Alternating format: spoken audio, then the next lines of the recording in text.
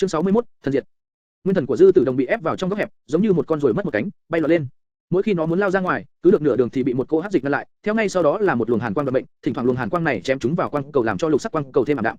Hắn trong lòng tuyệt vọng, lợi kiếm của đối phương tuy chém trúng, làm nguyên thần hắn suy yếu không ít, nhưng cái ngoài ý muốn của hắn là chất dịch màu đen kia không ngừng xâm thực nguyên thần hắn.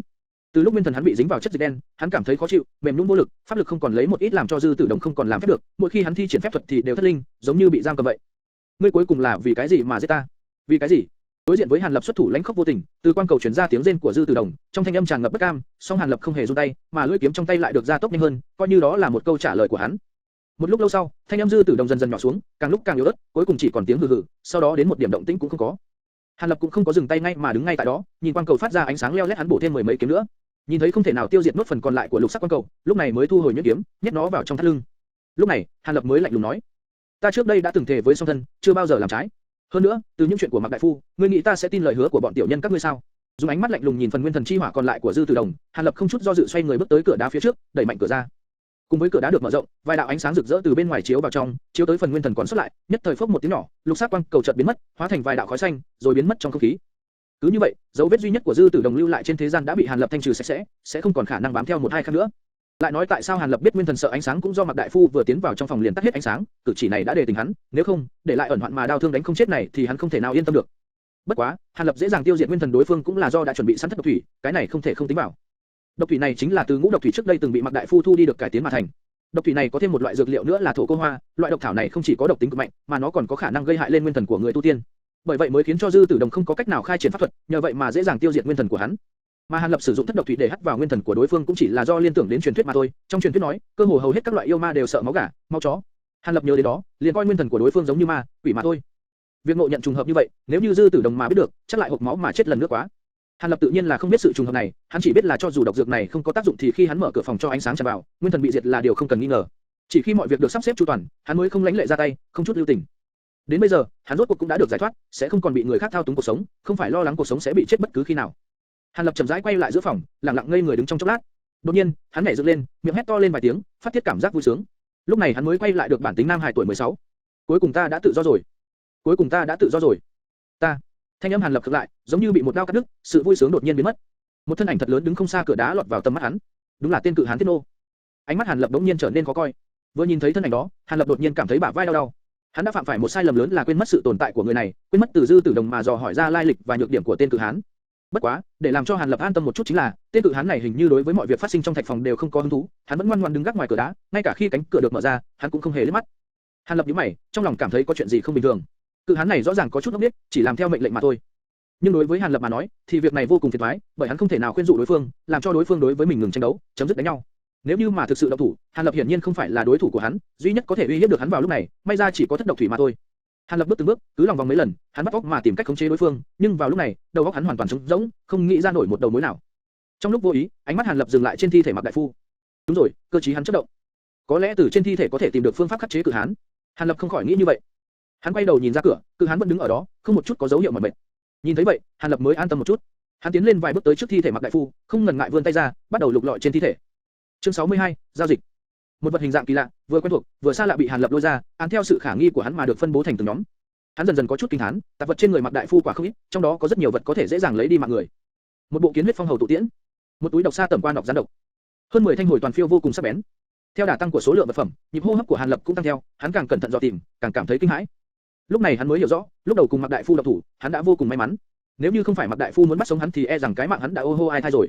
Lau mồ hôi lạnh trên trán đi, Hàn Lập tự cười nhạo một phen, mình còn sống sờ sờ ra, thế mà bị một kẻ đã chết dọa cho đến mức này. Sau khi lôi hết ra, Hàn Lập bắt đầu nghiên cứu. Trong đám này, có 3 vật phẩm hắn nghi ngờ nhất. Cái bình nhỏ có nhiều hoa văn lạ này, tựa hồ là giải dược, hẳn nhiên là không có quan hệ. Cái binh khí kỳ quái này, như thế nào mà trông giống cái bánh xe nhỏ nhỉ? Tuy không biết cách sử dụng thế nào, nhưng đại khái có lẽ không quan hệ đến tên cự hán kia, ném qua một bên trước vậy. Về phần túi lương này, Hàn Lập vừa phân loại vật phẩm, vừa lầm bầm một mình, có vẻ rất hăng hái. Giờ phút này, trên tay hắn đang cầm một túi hương tẩm hương hoa bạch quên. Trên lý thuyết, một cái túi hương như vậy thì chẳng có gì để đáng ngờ. Có điều, Hàn Lập lại cho rằng, nếu đặt túi hương này trên một người bình thường thì đúng là không sao. Tuy nhiên, cái túi hương này lại đặt trên người Mạc đại phu, một tay tiêu hùng, thì điều này lại không bình thường nữa rồi. Hàn Lập giơ tay cầm túi hương lên, nâng nâng thử cái túi, cảm thấy nó khá nhẹ, hẳn là không thể giấu vật phẩm gì khác trong này rồi. Sau đó hắn siết nhẹ một cái, ngón tay hắn cảm giác trong cái túi có gì khác lạ, chắc hẳn trong này có ẩn chứa cái gì đây. Hàn Lập chấn chỉnh tinh thần, hắn mở túi hương ra, không có điều gì bất thường xảy ra, chỉ có vài trang giấy trong đó hiện ra. Hàn Lập thoáng liếc mắt, là bút tích của Mạc đại phu lưu lại, trong lòng hắn có vài phần nghi hoặc. Nhìn kỹ lại lần nữa, Hàn Lập liền ngạc nhiên, không ngờ đây lại là di thư của Mạc đại phu viết cho hắn. Hàn Lập trong lòng có chút buồn bực, lòng hiếu kỳ nổi lên. Hắn cầm lấy mấy trang tín thư này, đọc kỹ một lần. Sau khi xem xong, Hàn Lập ngửa mặt lên trời thở dài một hơi, sau đó nhăn mày nhíu mắt, tâm sự trở nên nặng nề. Hắn đưa hai tay ra sau lưng, trong bộ dạng như lao đầu tử, bắt đầu đi đi lại lại một cách vô thức. Mỗi khi đi được hai bước, hắn lại ngừng lại suy tư một lúc, sau đó, xem chừng không có nghĩ ra được chủ ý nào, hắn lại bước tiếp, cứ như vậy, hắn chìm vào suy tư.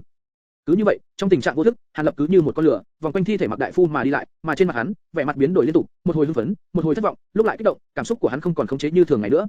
Bộ dáng tâm thần bất định này không ngờ cũng phát sinh nơi Hàn Lập, nếu như để Lệ Phi Vũ biết được, sợ rằng sẽ lập tức lớn tiếng cười nhạo không thôi. Hàn Lập sở dĩ biến thành bộ dạng đó cũng đều là do trên di thư nói cho hắn một cái tin tức rất xấu và một con đường rất khó khăn, buộc hắn phải lựa chọn. Viên giải dược thi trung hoàn chính là có độc, mà còn là loại độc vô cùng hiếm thấy. Theo như lời trên di thư để lại, có thể giải loại độc này thì cũng chỉ có Loan Dương Bảo Ngọc mà thôi. Ngoài nó ra, không còn biện pháp nào có thể giải được nó, cho dù là những thánh dược trị độc trong truyền thuyết cũng là vô pháp giải độc này. Bởi vì thông qua mấy trang giấy này, Mạc đại phu nói cho Hàn Lập biết một cách rõ ràng. Di thư này cùng thuốc độc lão sử dụng trước đây chính là chiêu bài cuối cùng của lão, vạn nhất nếu lão đoạt xá thất bại, xảy ra cái gì đó ngoài ý muốn, vậy thì kẻ sống sót 8 đến 9 phần sẽ là Hàn Lập. Vì để chuyện sau này của mình không bị bỏ rơi, trong thư lão nói muốn cùng Hàn Lập hợp tác làm một cái giao dịch đơn giản có thể khiến song phương đều vui mừng, chẳng những có thể giải tỏa được những lo lắng của lão mà cũng là làm cho Hàn Lập đạt được một cơ hội tốt và nhiều tiền của.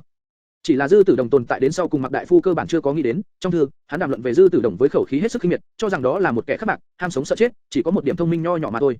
Cho dù là người tu tiên, nhưng cũng không thể làm được cái gì to tất cả. Kẻ hưởng thụ tất cả, tuyệt sẽ không phải là kẻ này.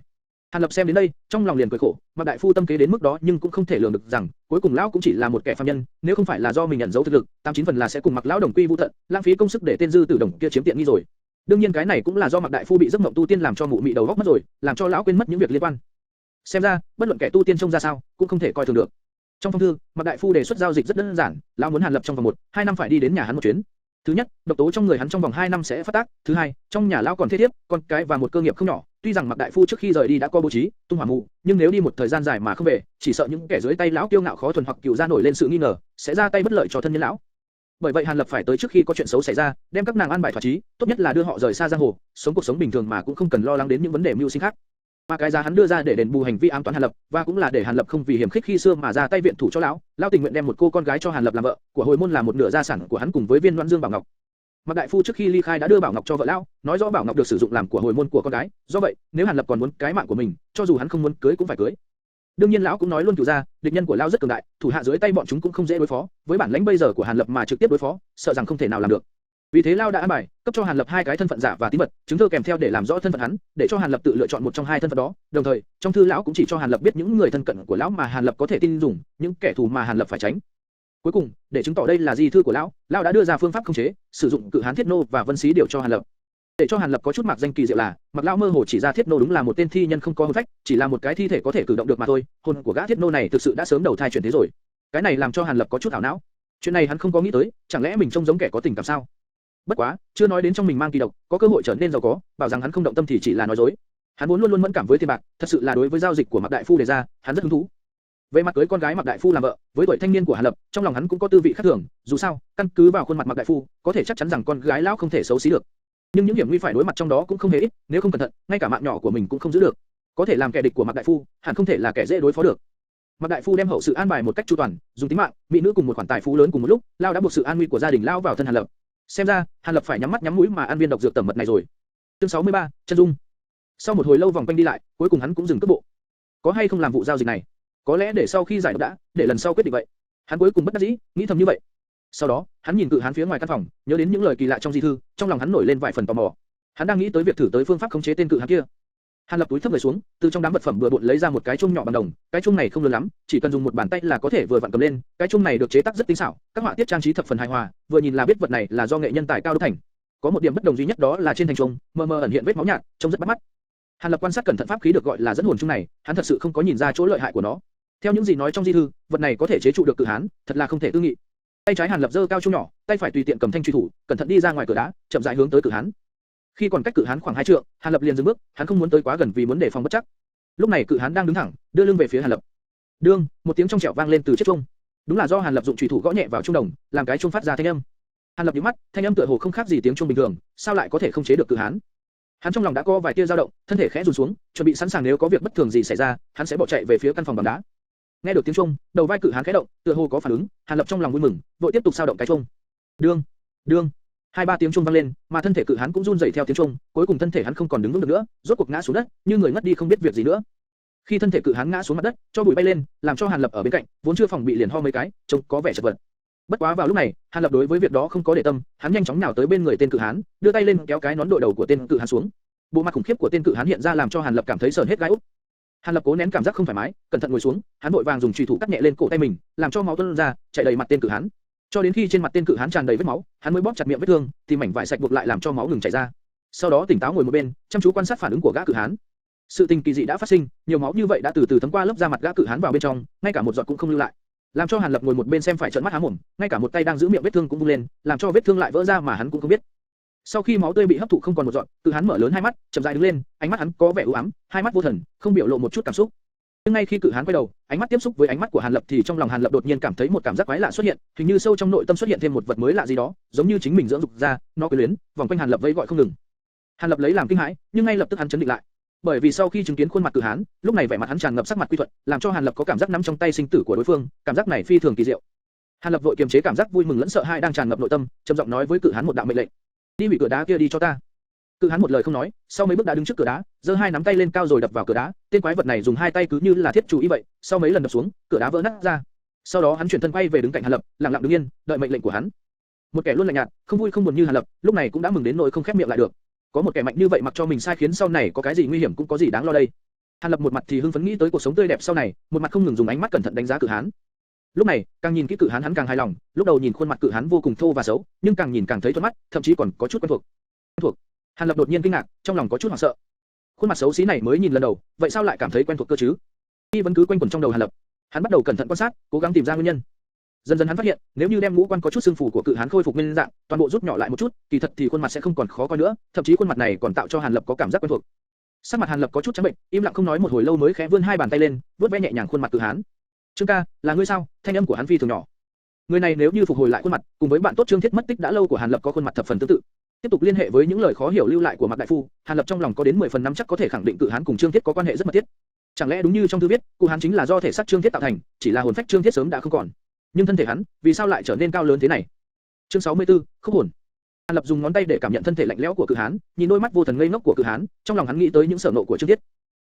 9 phần khẳng định là Mạc đại phu cùng Dư Tử Đồng bắt cóc Trương Thiết, sau đó ngụy tạo hiện trường giả nhằm qua mắt thất huyền môn, sau đó bí mật dùng pháp thuật phá hủy hồn phách Trương Thiết, sau đó tiếp tục cải tạo thi thể Trương Thiết trở lên cổ quái, giống như là đã luyện thành công tượng giác công.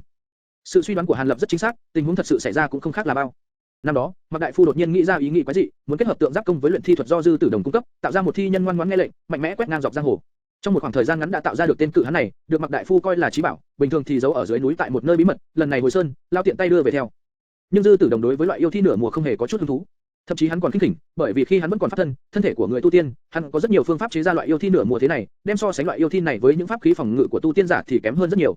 Loại yêu thi này cũng chỉ có thể hoành hành tại thế tục mà thôi, mà loại yêu thi này luyện chế rất dễ dàng, chỉ cần có chút điểm pháp lực là có thể luyện chế ra.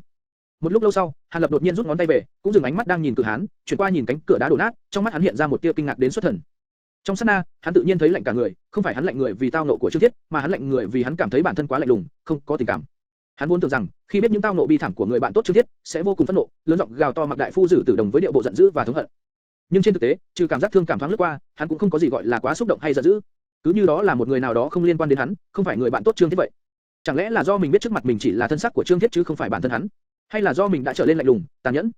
Loại biểu hiện tự tư, lạnh lùng của chính mình đã làm hắn sợ hãi. Lúc này hắn mới phát hiện, không biết từ lúc nào, hắn đã thay đổi quá nhiều như vậy. Hàn Lập cuối cùng tỉnh táo trở lại, hắn nhìn cự hán một cách phức tạp, không biết nên xưng hô với đối phương như thế nào cho tốt. Nhớ tới những lời Mạc đại phu từng nói hồn phách đã mất tử thi biết đi, Hàn Lập ngửa đầu lên trời, khe khẽ tự nói: Trương ca, có lẽ giờ này ngươi đã đầu thai chuyển thế, di thể ngươi lưu lại cũng không còn tác dụng gì, vậy cho ta mượn sử dụng, ta nhất định sẽ trân trọng, hy vọng ngươi sẽ không trách cứ ta.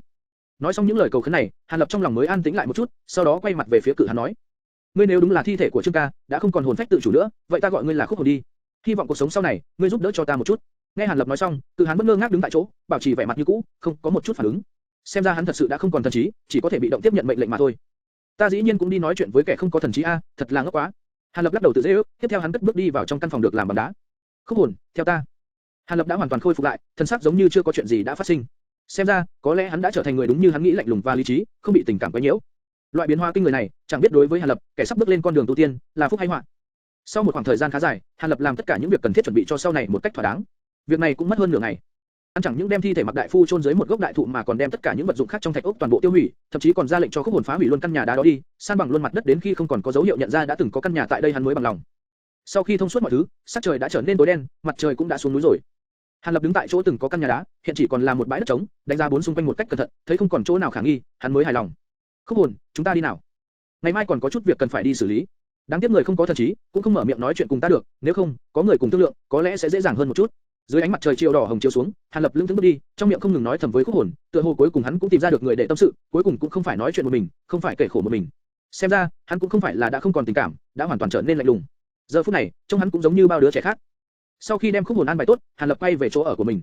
Ở trong phòng mình, hắn giống như đã lâu lắm rồi không có trở về, nhìn khắp nơi, bên này một chút, bên kia một chút, trong miệng vẫn tự nói: hôm nay thật dài a, cứ như là đã trải qua hơn 10 năm vậy, thật sự là quá dài. Đột nhiên sau đó, hắn ngã lăn ra giường, muốn đánh một giấc thật say.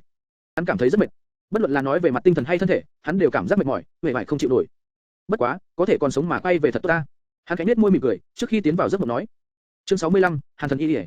Hàn Lập ngồi tại ghế thái sư, nơi trước đây Mạc Đại Phu thường ngồi, cầm trong tay cuốn Trường Sinh Kinh, thực chất đây là cuốn khẩu quyết Trường Xuân Công, hắn xem thấy có rất nhiều điều mới lạ nên rất chăm chú. Cuốn sách này trước đây rất hay được Mạc Đại Phu cầm trong tay xem không chán, loại sự việc khác thường này từng gợi lên sự tò mò, kỳ quái trong Hàn Lập. Hôm nay phát hiện được bí mật trong đó, hắn mới hiểu được trong này chẳng có gì gọi là dưỡng sinh thuật cả, mà chỉ có khẩu quyết tâm pháp của Trường Xuân Công mà thôi. Xem ra Mạc Đại Phu đối với việc mình không thể luyện được Trường Xuân Công chính là không chấp nhận, vẫn luôn nuôi hy vọng. Lão vẫn luôn nghi ngờ Dư Tử Đồng, vẫn một mực yên lặng nghiên cứu Trường Xuân Công. Cuốn bí tịch này là vật phẩm hắn phát hiện được tại nơi bí mật nhất. Trong cuốn sách, chẳng những có khẩu quyết 6 tầng trước mà Hàn Lập đã tu luyện, mà còn ghi chép 2 tầng công pháp tiếp theo. Phát hiện ngoài ý muốn này đã làm cho hắn hưng phấn một khoảng thời gian dài. Hàn Lập biết được công pháp hắn đang tu luyện chính là thu được pháp lực hô phong hoán vũ trong truyền thuyết. Do đó, khát vọng của Hàn Lập với sự gia tăng tầng thứ tu luyện Trường Xuân Công càng thêm mãnh liệt. Dù sao chăng nữa ai mà chẳng muốn có được cuộc sống trường sinh bất tử của thần tiên cơ chứ. Lúc này, mặt trời đã lên cao, ánh sáng theo song cửa chiếu vào trong phòng, tiến dần lên trên người Hàn Lập, làm cho hắn đang thoải mái xem sách phải nheo mắt lại. Hàn Lập khẽ ngẩng đầu, nhìn qua song cửa, cảm thấy vô cùng chói mắt. Hắn tiện tay mở rộng cuốn sách trong tay, giơ cao chắn trước mặt, che khuất khỏi ánh nắng chói chang. Liên sau đó, hắn đột nhiên cảm thấy tối sầm lại, điều này không khỏi làm cho Hàn Lập có chút thoải mái, hắn lại tiếp tục đem tâm pháp khẩu quyết tầng thứ 7 ra yên lặng nghiền ngẫm tiếp. Gần đây nhất hắn cảm giác được, dưới sự không ngừng phục dụng lượng lớn linh dược, lại lần nữa hắn cảm thấy xuất hiện dấu hiệu đột phá Trường Xuân Công. Trước khi tiến vào tầng thứ 7 Trường Xuân Công, hắn muốn tìm hiểu trước một chút toàn cảnh công pháp, đối với sự đột phá tu luyện của hắn có lẽ sẽ có ích. Lúc này, đã hơn nửa năm trôi qua tính từ ngày Mạc Đại Phu đoạt xá thất bại. Tại ngay ngày thứ 2, Hàn Lập vì che giấu cái chết của Mạc Đại Phu, hắn liền bắt chước Mạc Đại Phu mất tích, viết một phong thư giao cho tuần tra trưởng lão trong môn phái. Trong thư có nói lão muốn trở về cố hương thăm thân nhân. Trong thư, hắn không khách khí mượn khẩu khí của Mạc Đại Phu, tự xưng hắn kế thừa toàn bộ y thuật của Mạc Đại Phu, khả dĩ có thể thay thế sư phụ xem bệnh trị thương, mà Mạc Đại Phu chẳng biết khi nào trở về vì đường xá xa xôi, nên trong tín thư có đề nghị mấy vị môn chủ tạm thời cho Hàn Lập đảm nhiệm chức trách của lão, cho đến khi lão quay lại mới thôi. Sau khi nhận được tín thư, mấy vị trưởng lão quản sự rõ ràng không có chút hoài nghi, bởi vì Mạc Đại Phu rất hay đi thu thập dược tài, hàng năm có đến mấy tháng không ở trong môn nội. Mặt khác, tại Thất Huyền môn tuy rằng nói Mạc Đại Phu là cung phụng, nhưng lão đã cứu tính mạng của Vương môn chủ, cho nên thực chất lão có thân phận khách khanh, phi thường tự do. Nhưng mấy vị trưởng lão thấy trong thư có đề cập Hàn Lập đã kế thừa toàn bộ y thuật của Mạc Đại Phu thì xuất hiện thái độ bán tín bán nghi. Mạc Đại Phu trước đây tuy rằng vẫn thỉnh thoảng xem bệnh cho đám đệ tử một số loại bệnh nhỏ nhặt như thương hàn cảm cúm, nhưng kỳ thật y thuật của lão thật sự cao minh, đối tượng chủ yếu được xem bệnh của lão lại là tầng lớp cao tầng trong môn nội, chủ yếu là đường chủ, trưởng lão, còn lại lượng lớn đệ tử trên núi là tìm các đại phu khác để xem bệnh. Bởi vậy ngay từ đầu, mấy vị trưởng lão cũng không để Hàn Lập ngay lập tức tiếp nhận vị trí của Mạc Đại Phu, mà cho hắn chuẩn trị bệnh cho các đệ tử cấp thấp trước, định kiểm tra khả năng thực sự của Hàn Lập thế nào. Hàn Lập cũng không thèm để ý đến sự hoài nghi của tầng lớp cao tầng trong môn phái dành cho hắn cũng không tỏ thái độ gì cả. Sở dĩ hắn muốn tiếp nhận công việc của Mạc Đại Phu là do hắn vốn coi trọng sự tĩnh lặng của thần thủ cốc và dược viên trong cốc. Nếu như có thể tiếp tục sống trong cốc, nắm trong tay quyền khống chế cả sơn cốc thì hắn có thể thoải mái sử dụng cái bình thần bí, tạo ra một lượng lớn dược tài mà không sợ người ngoài nhóm nó, để ý dẫn tới bị bại lộ bí mật. Tạm thời cho đến hôm nay, thần thủ cốc vẫn chỉ có mình hắn sử dụng. Nhưng là, thời gian dài Mạc Đại Phu không có trở lại, ai biết môn chủ hay các vị trưởng lão có hay không có ý định thu hồi lại thần thủ cốc. Bởi vậy, để thể hiện y lý thuật cao minh của mình, khi xem bệnh cho đám đệ tử, Hàn Lập phá lệ ra sức, không tiếc lượng lớn dược tài quý giá mang ra sử dụng. Vì vậy, với y lý thuật không kém của hắn cộng với tác dụng của dược tài quý hiếm, hắn cơ hồ tạo ra một kỳ tích trong giới y y sư. Cứ thế, theo sự tính toán của hắn, danh tiếng diệu thủ hồi xuân của hắn giống như tiếng sấm ngang trời, nhanh chóng vang động cả Thất Huyền môn, mọi người trong môn phái đều biết trong cốc vừa mới xuất hiện thêm một vị thần y y trẻ tuổi. Vị thần y y này y thuật cao thâm khó lường, cũng có thể nói là thần kỳ. Dưới sự chữa trị của hắn, vô luận là nội thương hay ngoại thương hay là các chứng bệnh nan y khó chữa, nhiều nhất là 3 đến 5 ngày là đã hoàn toàn khắc phục. So với Mạc Đại Phu trước đây, y lý thuật của hắn chỉ có thể nói là cao hơn, chứ không thấp hơn được. Kỳ thật, y lý thuật của Hàn Lập còn kém Mạc Đại Phu rất nhiều. Nhưng là Mạc Đại Phu không thể có lượng lớn dược tài chân quý mà mang ra sử dụng tùy ý, cho nên từ hiệu quả trị bệnh mà nói, đương nhiên còn xa mới theo kịp Hàn Lập. Cứ như vậy, Hàn Lập liên tục trị thương cho các đệ tử, mà thời gian hồi phục lại rất ngắn. Các nhân vật thượng tầng lúc này đã không còn ngồi yên được nữa, chỉ sau mấy ngày đã sai người tới mời Hàn Lập. Lần gặp mặt này, chính là Mã Phó môn chủ đứng ra thực hiện, là người mà Hàn Lập đã từng có duyên gặp mặt tại luyện cốt nhai khi hắn mới nhập môn. Vị Mã Phó môn chủ này hiển nhiên đã sớm quên mất Hàn Lập, một tên đệ tử ký danh. Bởi vậy, khi hắn tỏ vẻ nguyện ý đồng ý để Hàn Lập kế thừa công việc của Mạc Đại Phu, nhưng cũng không có cho Hàn Lập hưởng hết những đặc quyền mà trước đây Mạc Đại Phu được hưởng. Đương nhiên cung phụng danh hiệu cũng không thể đem cho hắn được, bởi vì Hàn Lập lúc này thực sự còn quá trẻ, mới chỉ 16, 17 tuổi mà thôi. Thật sự nếu cho hắn danh hiệu đó, các cung phụng khác sẽ không thoải mái được. Bất quá, đồng lộc hàng tháng của hắn vẫn dựa theo cung phụng tiêu chí mà nhận được. Cuối cùng Mã Phó môn chủ còn nói, nếu Hàn Lập còn chỗ nào chưa hài lòng thì cứ đưa ra, bọn họ sẽ cố gắng xử lý tốt cho Hàn Lập. Chương 66, cổ quái quy định. Đối phương đã đưa ra thái độ đại lượng hào phóng như vậy làm cho Hàn Lập hiểu rằng, chỉ cần điều kiện của mình không quá phận, đối phương đến 9 phần là sẽ thỏa mãn. Xem ra, mục tiêu ban đầu của hắn đã đạt được. Bất quá loại đãi ngộ trọng hậu thế này, ở Thất Huyền môn cũng là hiếm có rồi. Có thể thấy được, tầng lớp cao tầng trong môn nội rất hiểu rõ một gã thần y trong giang hồ có ý nghĩa như thế nào. Hàn Lập cũng không khách khí lập tức đưa ra yêu cầu đem thần thủ cốc cho hắn quản lý, hắn hy vọng không có ngoại nhân vào quấy rầy khi hắn nghiên cứu y thuật trong cốc. Một cái điều kiện căn bản không phải là điều kiện như vậy, Mã Phó môn chủ tự nhiên đồng ý ngay. Đối phương có lẽ vì muốn giúp sức Hàn Lập đã chủ động đưa ra đề nghị cấp cho Hàn Lập một thị nữ, hầu hạ hắn những sinh hoạt thường ngày. Hàn Lập bị ý kiến ngoài dự định này làm cho tâm động, cơ hồ gần như đáp ứng. Nhưng sau đó, tỉnh táo xem lại, trên người mình còn có bí mật, cho nên hắn đã đau lòng mà cự tuyệt. Cử động này của Hàn Lập làm cho vị Mã Phó môn chủ kia có chút khâm phục. Ngoài miệng hắn luôn mồm nói hắn tuổi còn trẻ mà không trầm mê vào nữ sắc, nếu có con gái chắc chắn sẽ gả cho hắn. Hàn Lập nghe xong những lời này cảm thấy dở khóc dở cười. Hắn không phải là không ham mê nữ sắc, chỉ là tình cảnh hắn không cho phép mà thôi. Cứ như vậy, cuối cùng thần thủ cốc trở thành tư gia của hắn, ngoại nhân không được tự ý xông vào. Vì vậy, Hàn Lập đã an bài tại cửa ra vào cốc một cái chuông thật lớn, vô luận ai đến muốn gặp Hàn Lập, chỉ cần gõ vào cái chuông này, Hàn Lập sẽ hiện thân ra gặp mặt. Quy định cổ quái do Hàn Lập đưa ra này, ngay cả cao tầng trong môn phái cũng phải tuân thủ. Hàn Lập sở dĩ thiết hạ một cái quy định quái gở như vậy, hoàn toàn là do hắn muốn phòng ngừa bị lộ bí mật. Chỉ khi không có người chạy loạn vào sơn cốc Hàn Lập mới có thể yên tâm mà sử dụng chiếc bình thần bí mà không lo bị người thứ hai biết đến. Ngay từ đầu khi quy định này được đưa ra, đối với những đệ tử cấp thấp mà nói đều không có gì cả, nhưng một số người trong tầng lớp cao tầng rất là bất mãn, cho rằng Hàn Lập kiêu ngạo, chẳng biết trời cao đất rộng. Ngay cả Mạc đại phu cũng chưa từng làm như vậy, hắn mới chỉ là kẻ vừa xuất sư mà đã dám làm càn. Nhưng khi Hàn Lập đem một vị hộ pháp thân thụ trọng thương, sinh mạng nguy cấp, từ bên bờ vực tử vong mà kéo về, chỉ khỏi hoàn toàn đã làm cho những bất mãn kia vô ảnh vô tung biến mất. Mà sau này cũng không còn ai dám đề cập về vấn đề này nữa. Không ai dám vì một việc còn con mà đắc tội với một vị thần y gì có thể cứu tính mạng của mình. Quy định quái dị này cuối cùng cũng bị mọi người trong môn phái quy thành tính tình quái dị của Hàn thần y gì mà thôi. Dần theo cuộc sống, đến ngay cả mấy vị phó môn chủ cũng dần dần cam chịu quy định này. Bọn họ khi muốn được chữa trị thì sẽ phái người tới gõ chuông, sau đó cung kính mời Hàn Lập tới chữa bệnh. Cứ như vậy, Hàn Lập dần trở thành một kẻ kỳ dị trong Thất Huyền môn. Nói hắn là nhân vật thuộc tầng lớp cao cấp nhưng hắn chẳng có chức vụ, cũng không nắm giữ quyền lực. Nói hắn là đệ tử cấp thấp, nhưng có ai đã gặp qua một tên đệ tử nào mà ngay cả môn chủ khi gặp hắn cũng phải xưng tôn một tiếng Hàn đại phu chưa? Đến giờ, tên họ của Hàn Lập đã không còn ai dùng để gọi nữa rồi. Đương nhiên trong đó có một ngoại lệ, đó chính là Lệ Phi Vũ, Lệ đại sư minh. Lệ Phi Vũ trước mặt những người khác vẫn bảo trì khuôn mặt lanh khốc vô tình, nhưng tại trước mặt Hàn Lập tức thì biến đổi thành bộ dạng nhếch nhác, tinh lịch, không khách khí gọi trực tiếp tên Hàn Lập, cũng không vì thân phận Hàn Lập thay đổi, giống bọn vương đại bản, mà biến thành cung kính. Bất quá, điều này cũng làm cho Hàn Lập có chút vui mừng, dù sao tư vị của một kẻ cô đơn cũng không dễ chịu cho lắm. Vừa nghĩ đến nét mặt tươi cười của Lệ Phi Vũ, Hàn Lập không khỏi thoải mái, khuôn mặt lạnh lùng mệt mỏi cũng giãn ra. Cách đây không lâu, hắn bất ngờ gặp lại người quen ngày trước cùng hắn ngồi xe lên núi gia nhập Thất Huyền môn, hiện hôm nay trở thành Thất Tuyệt Đường hạch tâm đệ tử Vũ Nham, hắn nhiễm một loại bệnh vốn không nặng cũng chẳng nhẹ, nhưng hắn sau khi chữa trị qua mấy vị đại phu khác mà không khỏi, bị hành hạ đau đớn, liền nhờ vào mặt mũi Mã phó môn chủ, tìm đến Hàn thần y cầu trị bệnh. Không thể không nói Vũ Nham này trí nhớ rất tốt, vừa nhìn thấy Hàn đại phu thanh danh hách hách một cái, liền nhớ ngay ra đồng bạn Hàn Lập ngày xưa cùng ngồi chung xe với hắn. Hắn trên mặt giật mình, lộ ra nét mặt cổ quái. Dù sao năm đó thái độ của hắn đối với Hàn Lập cũng không có tốt lắm, thậm chí có thể nói là tệ nữa. Hàn Lập chứng kiến vẻ mặt xấu hổ của Vũ Nham, trong lòng thật có chút buồn cười, mà tự nhiên cũng không vì vậy mà không xem bệnh cho hắn. Nhưng Hàn Lập vì không muốn phá hủy chiêu bài của mình, đã cố ý gia tăng liều lượng thuốc sử dụng, làm cho Vũ Nham trong khoảng 2 ngày thời gian tự khỏi bệnh.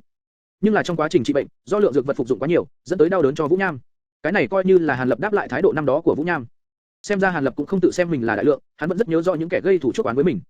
Cứ như vậy, Hàn Lập từ từ lấp dần địa vị của Mạc đại phu, thậm chí còn leo lên một tầng cao hơn. Hắn bây giờ, ngày nào cũng bỏ chiếc bình ra sử dụng, để tại nơi thoáng nhất trong cốc, để nó cứ sau 6-7 ngày lại tạo ra lục dịch thần kỳ, lại có thể thôi sinh ra một lượng lớn dược tài chân quý, sau đó tỉ mỉ phối chế ra các loại dược vật. Dược vật được chế tạo này, một bộ phận nhỏ dùng để trị bệnh cho những kẻ tới cầu y, đại bộ phận được Hàn Lập tự mình sử dụng, dùng để bồi nguyên luyện khí, thúc động tiến trình tu luyện Trường Xuân Công. Hàn Lập nằm trên ghế thái sư, khẽ xoay người một cái, làm cho chính mình cảm thấy dễ chịu, thoải mái hơn. Hắn ngồi trên ghế thái sư của Mạc đại phu, bất quá nơi này lại không phải là căn phòng lúc trước của Mạc đại phu, mà chính là căn phòng của Hàn Lập, chỉ bất quá, hắn từ căn phòng của Mạc đại phu, lấy tất thể vật dụng dùng được mang về phòng mình. Lấy địa vị hôm nay của hắn, cho dù có thấy được hắn chiếm dụng những vật dụng trước đây của Mạc đại phu cũng không dám nói gì. Tầm quan trọng của Hàn Lập hôm nay đã vượt quá Mạc đại phu ngày trước. Mọi người chính ra vẫn còn rất thực dụng. Kỳ thật chỗ ở của Mạc đại phu so với chỗ ở của hắn rộng lớn hơn rất nhiều. Khi hắn di chuyển tới chỗ đó, cảm giác thích nghi cũng rất nhanh. Đáng tiếc, ở chỗ này Hàn Lập cảm giác là lạ. Dù sao cái chết của Mạc đại phu cùng hắn có quan hệ rất lớn. Tự nhiên ở tại chỗ của người bị mình giết, trong lòng cũng có chút điểm sợ hãi, không thoải mái. Ở trong căn phòng tồi tàn của mình, xem ra còn thoải mái hơn. Bất quá, vừa nghĩ đến Mạc đại phu, Hàn Lập tự nhiên không quên được nhưng chuyện của hắn bị buộc vào. Cũng trong khoảng thời gian này, hắn cẩn thận tra xét trong thân thể mình mấy lần. Thật sự là có một vật âm hàn nằm tại đan điền hắn, gây cho hắn cảm giác không yên tâm. Hàn Lập đã thử phục dụng thanh linh tán và những phương pháp giải độc khác, đáng tiếc không có hiệu quả. Xem ra, việc 1 năm sau không đi là không được rồi. Chương 67, Hỏa đạn thuật. Hàn Lập ngồi yên phải đến nửa ngày, không động đậy, đột nhiên hắn giơ cánh tay phải lên, một ngón tay dựng đứng lên, chỉ thẳng lên trời, làm cho người khác nếu nhìn thấy sẽ cảm thấy vô cùng kỳ quái. Không lâu sau, nửa thước trên đầu ngón tay đang được duỗi ra đột nhiên xuất hiện một tia không gian ba động, từ hư không xuất hiện ra vài tia lửa vừa mới xuất hiện lập tức chi lạc một tiếng, trong không gian đang vặn vẹo tia lửa đó liền biến thành một hỏa cầu đỏ rực to bằng hạt đảo. Hỏa cầu này mặc dù không lớn nhưng nhiệt độ của nó khá cao, tiểu hỏa cầu này vừa xuất hiện, cả gian phòng liền nóng cả lên. Hàn Lập trên mặt vẫn còn cuốn sách, nằm bất động trên ghế, chỉ là tiểu hỏa cầu trên ngón tay hắn vẫn không ngừng phát ra âm thanh lửa cháy chi lạp. Cùng với ngón tay bất động, hỏa cầu trông rất bắt mắt. Hơn một phân thời gian trôi qua, hỏa cầu vẫn duy trì, không có bộ dạng suy tàn, nhưng cũng có chút nhiều bộ dạng bất đồng với lúc nó mới xuất hiện rồi. Ngón tay dưới hỏa cầu bắt đầu rung động, dần dần theo thời gian, cổ tay, cánh tay thậm chí toàn thân cũng bắt đầu rung động theo. Trong giây lát, Hàn Lập đang nằm trên ghế thái sư bật đứng dậy, ngay cả cuốn sách để trên mặt cũng rơi xuống mà hắn không để ý. Hai mắt hắn chăm chú nhìn chằm chằm vào tiểu hỏa cầu phía trên đầu ngón tay hắn, khuôn mặt hắn cũng trở nên đỏ bừng.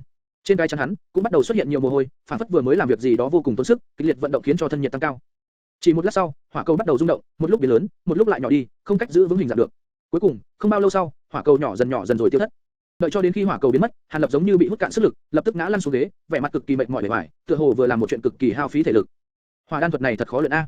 Chính mình mất đến hơn nửa năm để luyện tập cũng không hoàn toàn lĩnh ngộ nó, chỉ có thể đem thời gian duy trì tăng lên mà thôi. Hàn Lập nhìn nóc nhà, tự đủ. Nguyên lai, tại mấy trang cuối cùng của cuốn bí tịch Trường Xuân Công, có ghi lại vài loại pháp thuật thô thiển, vừa nhìn đã biết là những môn pháp thuật nhập môn dành cho tu tiên giả. Nhưng với Hàn Lập, đó như là trí bảo, hắn liên tiếp mấy tối không ngủ, nghiền ngẫm mà xem. Cũng khó trách sao hắn lại hưng phấn như vậy, từ sau khi gặp qua Mạc đại phu thi triển một vài loại pháp thuật, Hàn Lập đối với pháp thuật này sinh hứng thú, với những pháp thuật cao thâm khó lường lại càng muốn học được. Đáng thương là, hôm nay tuy rằng Hàn Lập tu luyện tới đỉnh phong tầng thứ 6 Trường Xuân Công nhưng hắn lại chỉ giống như tên khất cái ăn xin lộc Phật, không biết kỹ xảo làm phép, ngay cả nguyên lý pháp thuật cơ bản nhất cũng không biết. Lúc này lại tìm được vài loại pháp thuật vừa tầm tay, như thế nào mà hắn không mừng rỡ cho được. Phía cuối bí tịch có ghi rõ nhưng loại pháp thuật hỏa đan thuật định thần phù ngự phong quyết khống vật thuật thiên nhãn thuật 5 loại khẩu quyết.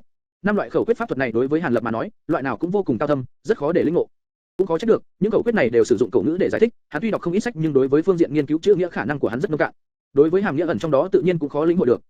Bất đắc dĩ, Hàn Lập buộc phải bỏ cuốn sách Trường Xuân Công mà hắn đang điên cuồng học xuống, cắm đầu tìm những cổ thư có sử dụng loại chữ cổ kia, bắt đầu ngày đêm nghiên cứu ý nghĩa chân thật tận sau các cổ tự.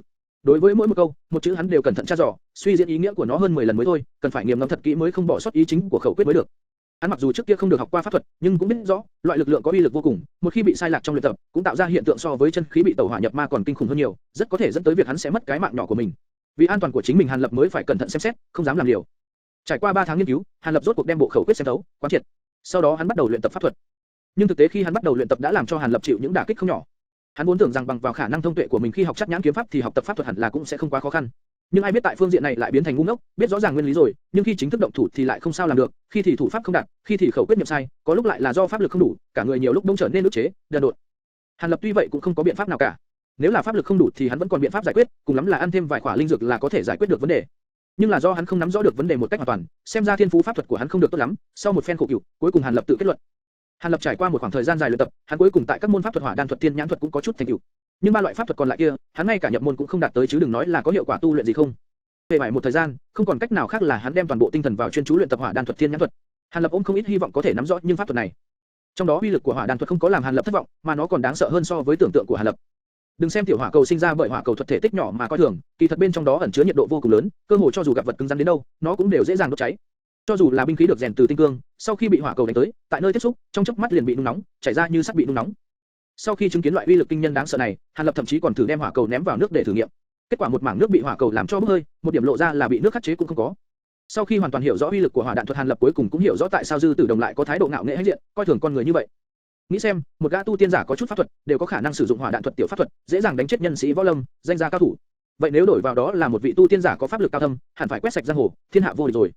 Thực lực chênh lệch như vậy, cũng khó trách được, Dư Tử Đồng cũng như tu tiên giả lại dùng ánh mắt nhìn con người như những con kiến hôi. Chương 68, trúng độc. Về phần môn thiên nhãn thuật, Hàn Lập sau khi chứng kiến uy lực của hỏa đan thuật đã rất trông chờ vào nó. Nhưng sau khi chân chính sử dụng, Hàn Lập mới hiểu rằng loại pháp thuật này bất quá chỉ là một loại kỹ xảo nho nhỏ sử dụng pháp thuật trên mắt mà thôi, căn bản không có cái gì khó khăn, rất đơn giản, chỉ thử cái là đã sử dụng được rồi. Cho nên, tác dụng của nó cũng tương ứng với độ khó khi luyện nó. Loại này chỉ dùng để quan sát trên thân thể đối phương có pháp lực hay không, pháp lực có thâm hậu hay không, và đối phương có sử dụng pháp thuật phụ trợ gì trên người không.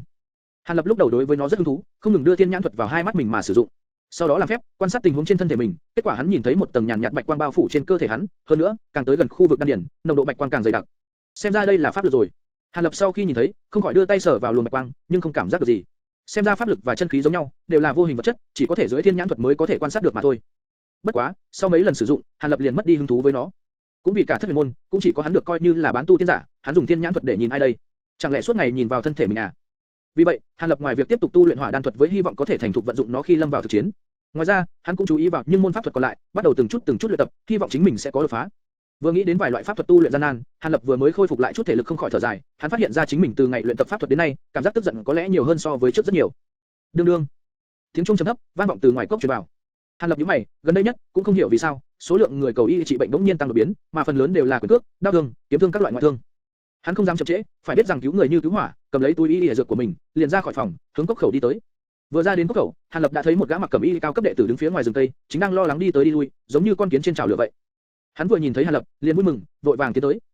Hàn đại phu, người đã tới, sư phụ ta chúng phải kịch độc, xem ra không chịu nổi nữa, phiền ngươi mau đi xem có hay không giải được loại độc này. Người này vừa tới gần, Hàn Lập phát hiện người này có chút quen mắt, là đệ tử thứ 5, đệ tử đắc y Mã Vinh của Lý trưởng lão. Hắn cũng từng theo sư phụ đến Thần Thủ Cốc vài lần ra mắt Hàn Lập, xem ra cũng có thể coi là người quen. Chúng độc. Hàn Lập một mặt vội vã đi theo đối phương, một mặt trong lòng thầm than xui xẻo, phải biết rằng chính bản thân hắn còn có độc đã giải được đâu. Đúng vậy, sư phụ ta khi xuống núi hành sự, đã cùng một tên cao thủ của Dã Lang Bang đánh nhau, kết quả do không cẩn thận mà chúng ám toán của đối phương, lúc mới chúng còn không có để ý, thậm chí còn đánh bại đối phương. Ai ngờ, chưa về tới núi, độc phát liền lâm hôn mê. Đã nhờ đại phu khác xem qua chưa? Đương nhiên là đã tìm, nếu là loại độc bình thường, ta cũng không dám tới làm phiền Hàn thần y lìa rồi. Nhưng mấy người kia ngoại trừ biết sư phụ ta trúng độc, ngoài ra thì đều không biết là loại độc gì, ngay cả phương thuốc cũng không dám kê khai. Mã Vinh nói tới đây, nét mặt rất tức giận, xem ra đối với những tên đại phu kia hết sức bất mãn. Hàn Lập nghe xong, ánh mắt không biến đổi, chỉ một tiếng, rồi cùng đối phương đi tiếp, nhưng trong lòng hắn thầm tính toán. Nói thật, hắn đối với giải độc không có tự tin lắm. Nói chữa trị nội, ngoại thương hắn có thể ỷ vào mấy loại hảo dược, nên vẫn có vài phần nắm chắc. Nhưng để hắn đi giải loại độc hiếm thấy nào đó, hắn trong lòng không có chắc chắn. Phải biết rằng hắn có loại thánh dược thanh linh tán có thể giải được hơn trăm thứ độc, nhưng trên đời này, các loại độc dược có nhiều vô số, ai biết thanh linh tán có tác dụng hay không? Có thể giải loại độc dược này. Hơn nữa nhưng tên đại phu khác trên núi cũng không phải phường túi cơm giá áo, đối với chữa trị những loại vết thương, độc dược trên giang hồ vẫn có những thủ đoạn độc môn nào đó, nếu không thì bọn họ sớm đã bị mấy vị đại nhân vật trong môn phái đuổi ra khỏi Thất Huyền môn rồi, bọn họ đều là những kẻ biết quý tính mạng, đâu thể nuôi dưỡng bọn vô dụng ăn bám được. Nhưng bây giờ, đến ngay cả phương thuốc cũng không dám kê khai, xem ra loại độc này rất khó giải quyết, không phải là loại độc vật tầm thường. Mình hiện giờ chỉ có thể đến đâu hay đến đó thôi, cho dù không cứu được thì cũng không có ảnh hưởng đến chiêu bài của mình. Dù sao cũng không có thần y gì nào mà bách bệnh đều trị được, cho dù mình có không chữa được thì vị trí của mình trong môn nội có lẽ cũng chẳng ảnh hưởng là bao. Trong lúc Hàn Lập cẩn thận xem xét đối sách, Mã Vinh cơ hồ là toàn tâm một mạch dẫn Hàn Lập đi, hướng thẳng đến chỗ Lý trưởng lão. Nhìn hắn vội vàng như vậy, Hàn Lập cũng biết tình thầy trò giữa bọn họ thật không tệ. Hàn Lập trong lòng có chút buồn bã, bởi hắn và Mạc đại phu tuy danh nghĩa là sư phụ đệ tử, nhưng quan hệ thực chất lại là đối đầu sinh tử. Hắn có chút hâm mộ quan hệ hòa thuận của Mã Vinh và Lý trưởng lão. Tại sâu trong lòng hắn, kỳ thật hắn đối với Mạc đại phu vẫn còn chút kính ý, dù sao một thân y lý thuật cao minh cùng Trường Xuân công của hắn đều là do Mạc đại phu truyền dạy. Chỉ tiếp tạo hóa trêu ngươi, thiên định bọn hắn hai người chỉ có thể một người sống sót mà thôi, để cho bọn họ liều mạng với nhau, cuối cùng là Mạc đại phu chết ngoài ý muốn trong tay mình. Hàn Lập tức cảnh sinh tình, oán thán mãi không thôi. Đến khi Mã Vinh dẫn hắn tới chỗ Lý trưởng lão hắn mới thanh tỉnh lại. Chương 69, Lệ Phi Vũ giữ thiếu nữ. Chỗ ở của Lý trưởng lão cũng không xa hoa, không gian không lớn lắm, chỉ giống như một tòa nhà của những người bình thường, bao quanh mấy gian xương phòng là tường đất cao nửa thước, tạo thành một tiểu viện đơn giản. Dãy tường phía trước mở ra một lối vào hình bán nguyệt, nhìn qua khung của gỗ, có thể nhìn thấy bên trong nội viện hiện giờ có rất nhiều người đến thăm hỏi. Vào bên trong nội viện, Hàn Lập mới phát hiện ra, kỳ thật số lượng người thực tế nhiều hơn hẳn so với lúc trước hắn nhìn vào. Bọn họ túm năm tụ ba từng nhóm một, nhỏ giọng đàm luận về thương thế của Lý trưởng lão. Hàn Lập sớm nghe nói, biết rằng Lý trưởng lão là một trong số ít người tốt trong tầng lớp cao tầng của Thất Huyền môn, bất luận là đối với đệ tử cấp thấp hay với đồng môn đều rất ít khi xảy ra xung đột, trong môn nội cũng không tham gia tranh quyền đoạt thế. Một vị lão nhân tốt như vậy tự nhiên là sẽ được cả Thất Huyền môn từ trên xuống dưới khen ngợi rồi, cũng nhờ đó mà mối quan hệ của lão với mọi người rất tốt. Bây giờ Lý trưởng lão gặp chuyện không may, do vậy nhưng người có quan hệ với lão đều tự mình đến hoặc phái người đến hỏi thăm, cho nên mới tạo ra cảnh tượng như vậy. Hàn Lập vừa tiến đến đã bị những người bên trong nội viện nhận ra, nhất thời những người có thân phận thấp như hộ pháp lập tức chạy tới vây quanh Hàn Lập, tranh nhau hướng về phía hắn chào hỏi. Hàn thần y hảo a, Hàn đại phu tới rồi a. Một loạt âm thanh nổi lên, không ngừng tràn vào trong đầu hắn, ngay cả việc nghe rõ những lời này xem ra cũng khó. Nhìn những khuôn mặt nhiệt tình, Hàn Lập nét mặt đồng dạng cũng rạng rỡ lên, hắn mỉm cười đáp lễ với mọi người, tỏ vẻ cực kỳ lễ phép, nhưng trong đáy lòng hừ lạnh trước những lời chào hỏi giả dối này. Những kẻ có thân phận cao hơn, như là phó đường chủ hay cung phụng, cũng có chút tự bảo trì thân phận, chỉ hướng về Hàn Lập gật đầu, tỏ ý chào một chút, chứ không có tới gần hắn. Cử động này của họ đã làm cho Hàn Lập sinh vài phần hảo cảm, cuối cùng cũng không cần chào hỏi mấy vị đại gia nữa. Mã Vinh vì thân phận quá thấp, không dám nói chen, chỉ có thể ở một bên nhìn Hàn Lập và những người khác chào hỏi nhau, hắn trên mặt lo lắng bạt phần, hai tay nắm chặt. Cuối cùng hắn cũng đợi được Hàn Lập và những người kia chào hỏi nhau xong, ngay lập tức liền phóng lên trước, nắm lấy tay Hàn Lập kéo đi. Cử chỉ lỗ mãng này làm không ít người bất mãn vì đây là cơ hội làm thân với Hàn thần y rìa của họ. Hàn Lập mặt ngoài tựa hồ có chút cười khổ, nhưng trong nội tâm lại rất cao hứng, cuối cùng không cần phải đắc tội ai mà cũng có thể thoát ra được. Cứ như vậy, Hàn Lập bị Mã Vinh trực tiếp kéo thẳng vào phòng khách. Người ở bên trong không nhiều lắm, trừ mấy vị thân nhân trong gia đình ra, còn có hai vị trưởng lão và Mã phó môn chủ cũng ở đây. Nhưng để cho Hàn Lập cảm thấy ngạc nhiên chính là Lệ Phi Vũ cũng có mặt tại nơi này. Việc này làm cho Hàn Lập giật mình một chút, theo hắn biết, Lệ Phi Vũ và Lý trưởng lão không có quan hệ gì, tại sao hắn lại có mặt ở nơi này cơ chứ? Vào lúc nghi vấn dâng cao, Hàn Lập chợt nhìn thấy Lệ Phi Vũ đứng cạnh một thiếu nữ, trên mặt vẫn còn ngấn lệ, chính là đang không ngừng an ủi nàng ta. Bộ dáng ân cần này, cùng bộ dáng của hắn trước các huynh đệ trước đây thật sự là khác nhau quá xa, là bộ mặt của kẻ bị vướng vào lưới tình. Nhìn bộ dáng Lệ Phi Vũ mắc trong lưới tình, Hàn Lập chợt hiểu ra, trong lòng không khỏi có chút giật mình và buồn cười. Hắn vội vàng quan sát cẩn thận bộ dáng của thiếu nữ này, muốn xem thiếu nữ này rốt cuộc có nhan sắc thiên kiều bá mị như thế nào mà có thể bắt sống. Tóm gọn Lệ Phi Vũ vốn là một kẻ liều mạng, vô thiên vô pháp. Thiếu nữ này ước chừng 10 năm, 16 tuổi, trên đầu cài một chiếc bích ngọc trâm, trên người mặc một bộ y phục xanh biếc phối hợp cùng với thân hình của nàng trông vô cùng vừa mắt, mái tóc đen tuyền được túm lên cao, làm cho bộ mặt trở nên đáng yêu, tinh lịch. Nhưng vào lúc này, hai mắt nàng ta sưng ngọc lên, làm người thoạt nhìn đều thấy thương cảm, làm cho người ta có cảm giác muốn ôm nàng vào lòng để an ủi. Hắc hắc, thật đúng là một tiểu mỹ nhân tiền thật giá thật. Hàn Lập trong lòng thở dài một cái, hiểu được Lệ Phi Vũ rơi vào lưới tình của thiếu nữ này cũng không phải là chuyện lạ, nhưng hắn cũng có một chút hâm mộ và đố kỵ, cũng không biết đến khi nào mình mới có hồng nhan chi kỳ đây. Có lẽ thấy Hàn Lập chú ý tới thiếu nữ, Mã Vinh liền bước lên phía trước giới thiệu mọi người trong phòng cho Hàn Lập nhận thức một lượt. Mã phó môn chủ và một vị trưởng lão Bạch Diện Hàn Lập đã từng có gặp qua, tự nhiên không cần nói, hắn liền chủ động tiến tới thi lễ. Mã phó môn chủ, tiến trưởng lão mạnh khỏe. A, Hàn tiểu đại phu tới rồi a. Mã phó môn chủ hiển nhiên tỏ vẻ thân thiết, không tỏ vẻ phó môn chủ gì cả trước mặt Hàn Lập. Hàn đại phu đi cho rồi, còn thêm chữ tiểu vào làm gì? Hàn Lập trong lòng âm thầm chửi rủa đối phương một câu. Tiền trưởng lão chỉ lạnh lùng gật đầu, thái độ trái ngược với Mã phó môn chủ. Nhưng Hàn Lập cũng không có để trong lòng, hắn biết đối phương luyện một môn đặc thù nội công, phải tuyệt tình đoạn dục, đối với ai cũng tỏ vẻ lãnh đạm. Một vị trưởng lão có khuôn mặt hồng hào còn lại, Hàn Lập cảm thấy rất xa lạ, hẳn là chưa gặp mặt bao giờ. Nhưng vừa nhìn bàn tay to lớn, 10 ngón tay căng phồng, đã biết ngay người này luyện một loại võ công đặc thù. Vị này là Triệu trưởng lão, là bạn trí giao của gia sư. Trước đây có nhiệm vụ đốc thúc tụ vào đường, 2 ngày trước mới trở về núi. Mã Vinh ở bên cạnh giới thiệu. Triệu trưởng lão không lạnh, không nóng, chỉ ân một tiếng rồi khoanh tay không nói gì nữa. Nhưng trong mắt hắn chứa đầy hoài nghi, hiển nhiên đối với vị Hàn thần y tuổi còn rất trẻ này, đối với y thuật của hắn có chút không tin tưởng. Nếu vị Triệu trưởng lão này không xem trọng mình, Hàn Lập cũng không muốn chủ động kiếm chuyện làm quà, hắn cũng chỉ dùng khẩu khí bình thản mà hỏi thăm một chút rồi cũng muốn bỏ qua. Chương 70, thiếu bát. Mã phó môn chủ tựa hồ cảm giác được giữa hai người có cái gì đó không ổn, hắn chẳng những không lo lắng mà ngược lại, trên mặt mơ hồ lộ ra thần sắc vui mừng. Hàn tiểu đại phu tuổi tuy còn nhỏ nhưng y dị thuật tuyệt đối có thể xứng với danh gọi xuất thần nhập hóa, tin rằng Lý trưởng lão nhất định cải tử hồi sinh. Hắn đột nhiên mở lời xưng tán y dị thuật của Hàn Lập. Phải không?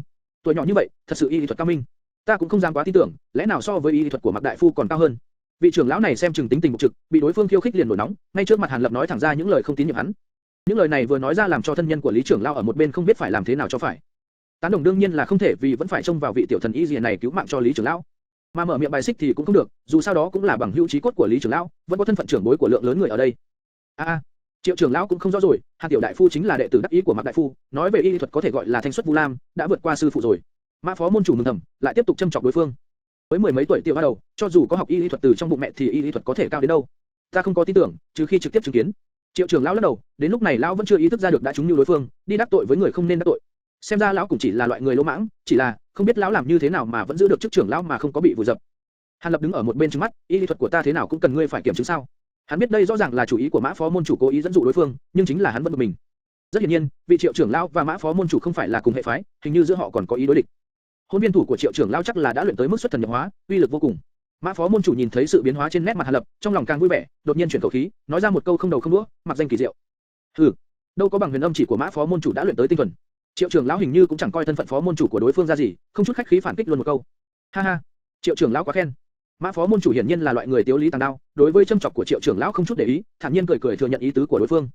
Triệu trưởng lão cũng không phải lần đầu tiên đối mặt với loại tình huống thế này, hắn biết tình huống này là không thể tránh được, nhưng cũng không muốn cùng dây dưa với loại đối thủ dày mặt này, nên cũng không mở miệng nữa, chỉ suy nghĩ tại sao đối phương đột nhiên lại nói những lời này tại đây, trong thời điểm này. Lão cảm thấy đầu óc có chút trương lên. Phải biết rằng Mã phó môn chủ và Lão tuy không cùng một hệ phái, nhưng trước mặt tiểu bối mà chủ động lộ ra mâu thuẫn của thượng tầng, xem ra bên trong nhất định có quỷ kế gì đây. Hàn Lập nghe được hai người châm biếm nhau, thần sắc không thay đổi, vẫn làm bộ không hiểu. Nhưng kỳ thật trong lòng hắn đã biết rõ, Mã phó môn chủ chính là đang chia rẽ quan hệ giữa mình và những người khác trong tầng lớp cao tầng của Thất Huyền môn. Mã phó môn chủ từ lần đầu tiếp xúc với Hàn Lập đã không ngừng lôi kéo, muốn vị thần y này gia nhập hệ phái của hắn, mở rộng ảnh hưởng của mình. Nhưng Hàn Lập căn bản là không có nghĩ tới tham dự tranh quyền đoạt lợi trong Thất Huyền môn. Không phải hắn cố ý thanh cao, kiêu ngạo mà là từ khi tiếp xúc cao nhân như Mạc đại phu, Dư Tử Đồng xong, đặc biệt sau khi học xong hai loại pháp thuật, tầm mắt của hắn bất chi bất giác đã cao lên rất nhiều. Đối với những tranh giành quyền lợi trong môn phái nhỏ như Thất Huyền môn hắn căn bản không để tâm tới. Cho dù thân làm nam nhi, một ngày không thể không có quyền thế thì hắn cũng không muốn bị loại người như Mã phó môn chủ sai khiến. Thực lực của Hàn Lập bây giờ tuy không kém đối phương nhưng hắn cũng chưa muốn đắc tội. Vì thế hắn vẫn hoan binh trước Mã phó môn chủ, tuy rằng không có đáp ứng yêu cầu của đối phương nhưng cũng không hoàn toàn tự tuyệt, chỉ là không có đưa ra một lời chấp nhận chính thức. Cứ như vậy đến lượt Mã phó môn chủ phải đau đầu. Vì Hàn Lập không trả lời hắn một cách thuyết phục, mà với y thuật của Hàn Lập lại không thể thiếu trong Thất Huyền môn, do đó hắn không dám cường hành áp bức, cho nên việc gia nhập vào hệ phái bị trì hoãn cho tới nay, vẫn chưa có câu trả lời chính thức nào. Nhưng Mã phó môn chủ vì đề phòng Hàn Lập tham gia vào các hệ phái khác, cho nên cứ có cơ hội là hắn lại tận lực phá hoại mối quan hệ của Hàn Lập với những người khác trong tầng lớp thượng tầng. Thủ pháp ngây thơ đó, có hiệu quả hay không thì Hàn Lập không biết, nhưng cho đến giờ, vẫn không có hệ phái nào khác đến làm phiền hắn, loại thu hoạch ngoài ý muốn này, làm Hàn Lập vui mừng không ít. Hiện tại, Mã phó môn chủ cũng đồng dạng làm loại việc này, mong muốn Hàn Lập sẽ lưu lại ấn tượng không tốt về vị Triệu trưởng lão này. Mã Vinh thấy tình hình ám đấu chi tranh không ổn này, trong lòng hoảng hốt, vội vàng tiếp tục giới thiệu. Đây là sư nương Lý thị. Hắn chỉ tay vào một thiếu phụ tầm tuổi trung niên nói. Đây là. Thiếu nữ kia vì tuổi nhỏ nhất nên được giới thiệu cuối cùng, tên là Trương Tụ Nhi, là cháu ngoại của Lý trưởng lão. Việc này có chút ngoài ý liệu của Hàn Lập. Khi giới thiệu đến Lệ Phi Vũ, hắn cố ý làm bộ như không biết Hàn Lập, lộ ra vẻ ta đây vốn lanh khốc bộ dáng, làm cho Mã Vinh đang chủ động giới thiệu có chút xấu hổ, vội vàng nhỏ giọng giải thích với Hàn Lập. Lệ hộ pháp vốn vậy, bình thường tính tình đã thế, hắn không phải vì nhắm vào Hàn đại phu, xin Hàn thần y không nên để tâm. Hàn Lập mỉm cười, biết Lệ Phi Vũ không muốn trước mặt nhiều người thế này mà bại lộ mối quan hệ của hai người. Không có gì, ta cũng không vì một kẻ tầm thường như vậy mà để tâm. Trước hết đi xem tình hình của Lý trưởng lão trước đã. Hàn Lập cố ý nói móc Lệ Phi Vũ một câu. Mã Vinh vừa nghe xong cũng yên tâm, vội vàng dẫn mọi người đi vào phòng bệnh. Lệ Phi Vũ nghe xong khỏe miệng nhếch lên, tựa hồ không có chuyện gì, nhưng thừa dịp mọi người xoay người đi, liền lập tức làm mặt quỷ trêu Hàn Lập, ngay sau đó liền khôi phục nguyên dạng, giống như là chưa có chuyện gì xảy ra. Hàn Lập cố nén phì cười trong lòng, không để ý tới đối phương nữa mà theo sát bước chân của Lý thị, đi tới giường của Lý trưởng lão. Vừa thấy khuôn mặt của người nằm trên giường, kẻ bạo gan như Hàn Lập cũng đội hít một ngụm lương khí, đến lúc này hắn mới hiểu tại sao những tên đại phu khác không dám kê đơn thuốc. Nguyên bản lúc đầu vốn từ mi mục thiên Lý trưởng lão, giờ phút này đã hôn mê bất tỉnh, nhưng từ mặt lên tới đỉnh đầu, từ hai tay xuống tới hai chân đều xuất hiện độc ban. Những vết độc ban lớn nhỏ này có đủ loại màu sắc, làm cho người khác vừa nhìn đã thấy sợ. Mà làm cho Hàn Lập cảm giác khó khăn hơn chính là, mỗi khi thở ra, trên mặt người bệnh đều bị bao phủ bởi một tầng hắc khí nhàn nhạt, nhạt. Rõ ràng đây là triệu chứng của người trúng độc nặng, muốn cứu cái mạng nhỏ của hắn, xem ra đã khó này còn khó hơn.